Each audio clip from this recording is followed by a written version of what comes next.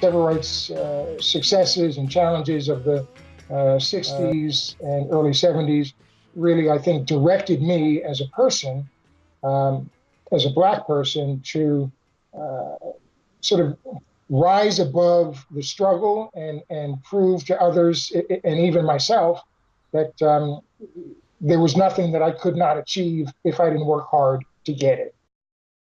I think everywhere you turned, there was progressive ideas being talked about.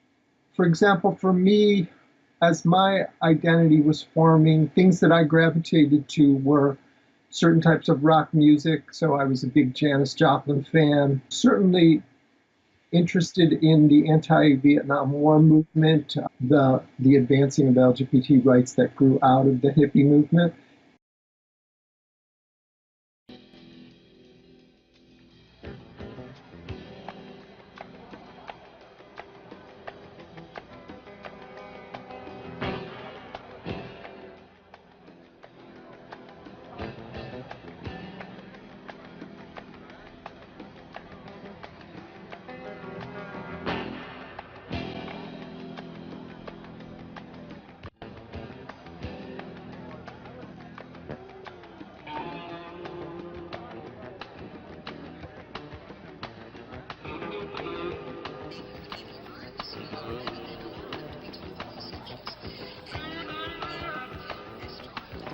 The gay community, come out now. Keep the education going. Keep talking one-to-one. Talk to your relatives, your friends, your family, so that you can find out about gay people and shatter the myths once and for all. It's a great bridge builder in terms of taking the activist street politics, that's the people that are involved in civil disobedience and demonstrations, and we have that today as well, and trying to enroll them in using the system, that is electoral politics, like getting a seat in City Hall.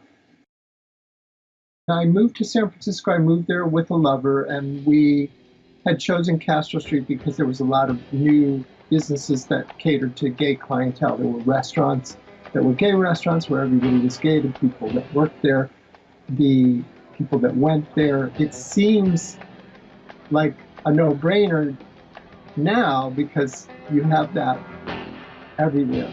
But at that time, that was a big thrill. That was a big deal. And so we moved to this neighborhood where there was a sense of community. And I was a filmmaker. And so I walked into Castro Camera to determine where I would bring my Super 8 films. And I hit it off famously with those guys, and they became friends over the next 4 years. I was a camera store customer and developed my film there. And like many, I enjoyed hanging out, sitting at the counter, shooting the breeze with them, talking politics or whatever. And then a year later, they asked me to come work for them. And of course, I was about 20 then. And so for a young person to be offered a job that wasn't a shit job in the hub of, LGBT San Francisco, although the T was very, subtle at that point. I had met a few transgender people, but it wasn't really part of the sweeping movement that we were about to experience. And so I always include the T, but so when I say that, just understand that at that time, it wasn't a great time for transgender people. And so, but anyway, we hit it off, and I ended up working there for almost 3 years after that. I was 18, and Harvey registered me. Back in the day, the registration form, the registrar would always, they would sign it. Now they don't do that anymore. You don't need the registrar to sign your form, but mine is signed by Harvey Milk. It's pretty cool.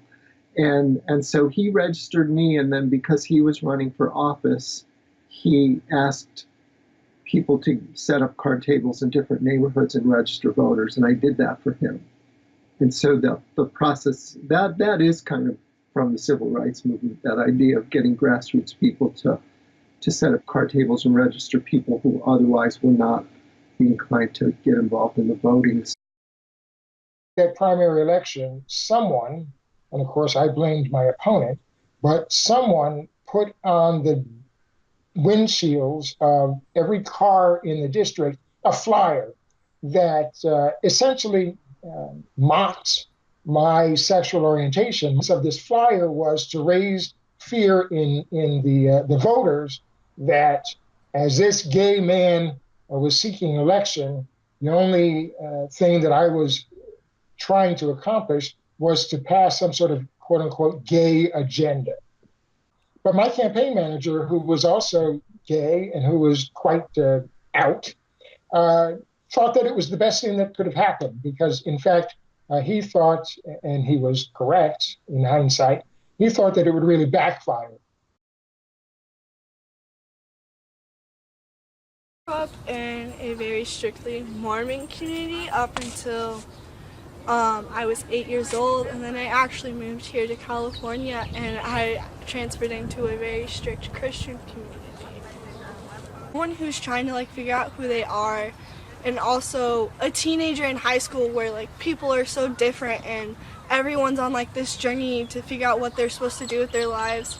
I had to kind of keep my feelings and how I thought I wanted to live my life to myself, and I didn't really have anyone there to support me at the time, so I was kind of stuck and confused and sad, and it led to a lot of depression and issues like that.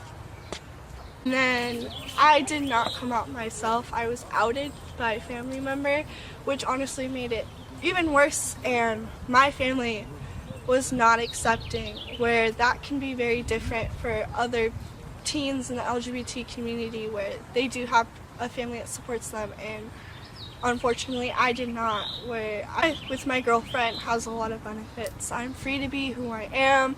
I'm around people who support me and understand who I am and do not judge.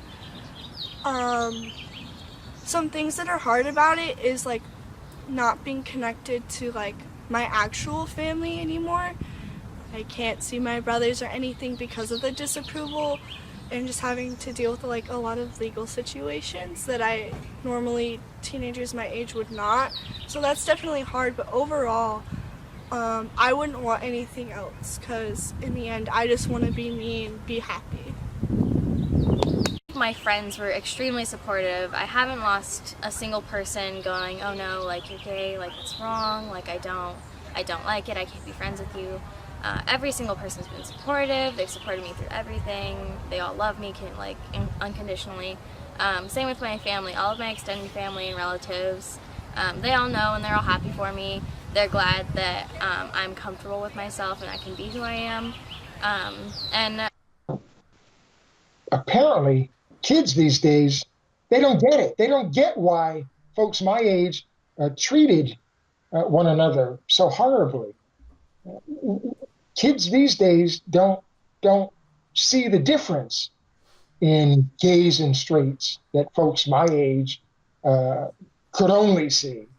In the newspaper, the word gay or anything about gay was a negative editorial. So, usually we were demonized. And so then zoom forward to today's landscape, and you guys have handled that. It's everywhere now. And so it's a sort of different power struggle in the sense that you have to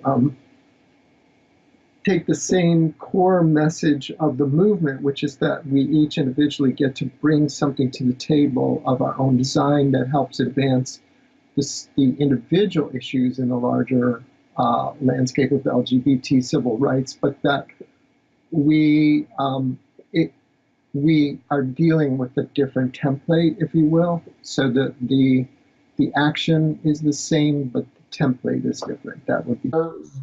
There are people in our country who don't yet appreciate the commonality of gay people in our society and the common interests that we have, whether we're heterosexual or homosexual, whether we're gay or straight or transgender or questioning our sexuality.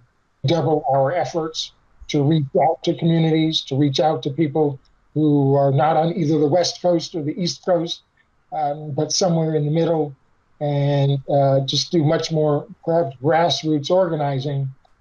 you can actually fry bigger fish in the sense that marriage equality, for example, couldn't have happened in the 70s very easily. So it took the trajectory of 40 years to get to the place where you guys could do something about marriage equality in a substantial way, a life-changing way. And so I think the next threshold would obviously be something like better legislations for transgender folks. There's very obvious battles on the horizon, so you'll see for yourselves what those will be. Somewhere in Des Moines or San Antonio, there's a young gay person who all of a sudden realizes that she or he is gay, knows that if the parents find out, they'll be tossed out of the house. The classmates would taunt the child, and the Anita Bryans and John Briggs are doing their bit on TV, and that child had several options: staying in a closet, suicide, and then one day that child might open a paper and it says homosexual elected in San Francisco, and there are two new options. The option is to go to California, stay in San Antonio and fight. But there's hope for a better world. There's hope for a better tomorrow. Without hope, not only gays, but those blacks, and the Asians, and the disabled, and the seniors, the us's, without hope, the us's give up. I know that you cannot live on hope alone, but without it, life is not worth living. Thank you very much.